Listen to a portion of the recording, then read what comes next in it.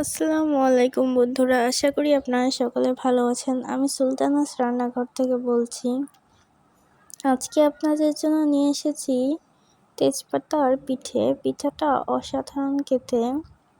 তাহলে চলুন বেশি কথা না বলে এখনই চলে যাই রেসিপির জন্য আমি প্রথমেই নিয়ে নিয়েছি কয়েকটা তেজপাতা। এখানে আপনারা বড় বড় দেখে তেজপাতা নিয়ে নেবেন। এখন আমি নিয়ে নিয়েছি একটি বাটি। এখন আমি বাটিতে 2টা ডিম নিয়ে ফেটে নিব। আপনারা এখানে বড় বড় সাইজের 2টা ডিম ব্যবহার করার চেষ্টা করবেন। দেখুন আমি 2টা ডিম নিয়ে এখন ফেটে নিব।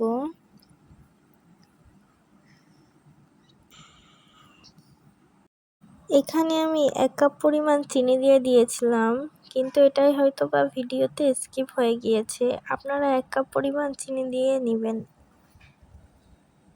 তারপর ঠিক এভাবে ডিম ও চিনিটাকে ভালোভাবে ফেটিয়ে নেবেন। চিনিটা গলা পর্যন্ত এটাকে ফেটিয়ে নিতে হবে। এখন এর মধ্যে দিয়ে দিব 1 কাপ পরিমাণ ময়দা। আপনারা চাইলে এখানে আটাও ব্যবহার করতে পারেন। এখন এর মধ্যে দিয়ে দিলাম স্বাদমতো লবণ। তারপর আবারও খুব ভালোভাবে সবগুলো উপকরণ মিশিয়ে নিতে হবে। এখন এর মধ্যে 1/2 কাপ পরিমাণ চালের গুঁড়ি দিয়ে দিব। এখন আমি অল্প অল্প করে দুধ দিয়ে ব্যাটারটাকে বানিয়ে নিব। একবারে সম্পূর্ণ দুধ না দিয়ে অল্প অল্প করে দুধ দিয়ে ব্যাটারটা বানাবেন, তাহলে ব্যাটারটা একেবারে পারফেক্ট হবে। এখানে আমার 1 কাপ দুধ সম্পূর্ণ লাগেনি। এখন এর মধ্যে 1 চামচ পরিমাণ বেকিং পাউডার দিয়ে খুব ভালোভাবে নাড়িয়ে চাড়িয়ে মিশিয়ে নিতে হবে। এই পর্যায়ে আপনারা দেখতেই পাচ্ছেন যে ব্যাটারের ঘনত্বটা ঠিক কেমন হবে। এখন আমি একটি কড়াইয়ে পর্যাপ্ত পরিমাণে তেল নিয়ে এটাকে কিছুক্ষণ গরম করে নিব। তারপর একটি তেজপাতা নিয়ে ব্যাটারে খুব ভালোভাবে মিশিয়ে এটাকে কড়াইয়ের মধ্যে এখন তেজপাতাটাকে কড়াইয়ের মধ্যে দিয়ে দিতে হবে। এটাকে যখন লাল লাল করে ভাজা হয়ে যাবে, তখন এটাকে আবারও ব্যাটারের মধ্যে নিয়ে নিতে হবে। এজন্য তেজপাতার পিঠাটাকেও খুব ভালোভাবে ভেজে নিতে হবে। এখন আমি আবারও তেজপাতার পিঠাটাকে ব্যাটারের মধ্যে দিয়ে খুব ভালোভাবে মিশিয়ে নিব। এখন আবারও পিঠাটাকে ব্যাটারে লাগিয়ে নিতে হবে।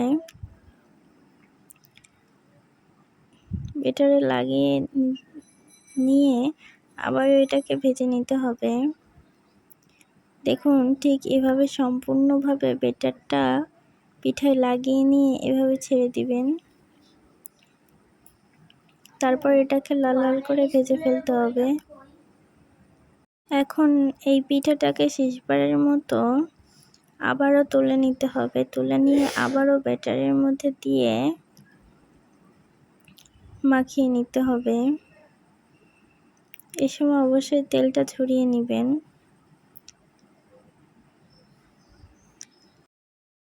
তো তৈরি হয়ে গেল আমাদের মজাদার পিঠা। আমি এখানে 3 পিস পিঠা বানিয়ে নিয়েছি। এখন আমি এগুলোর মধ্য থেকে একটি পিঠা আপনাদেরকে কেটে দেখাচ্ছি। এই পিঠার সৌন্দর্যটা আসলে কাটার পরেই বোঝা যায়। কাটার পর এর সৌন্দর্যটা অনেক সুন্দর হয়। তাহলে দেখুন তৈরি হয়ে গেল আমার মজাদার পিঠা। এই পিঠা দেখতে যেমন সুন্দর, তার থেকেও সুন্দর এর স্বাদ। আশা করি আপনাদের কাছে ভিডিওটি ভালো লেগেছে আর রেসিপিটিও ভালো লেগেছে। রেসিপিটি ভালো লাগলে অবশ্যই একদিন ট্রাই করে দেখবেন। একবার খেলে বারবার খেতে মন চাবে। আর যদি ভিডিওটি ভালো লেগে থাকে তাহলে লাইক সাবস্ক্রাইব করে আমার পরিবারের বন্ধু হয়ে যাবেন। আজকে এ পর্যন্তই। আল্লাহ হাফেজ। দেখা হবে কোনো নতুন এক রেসিপিতে।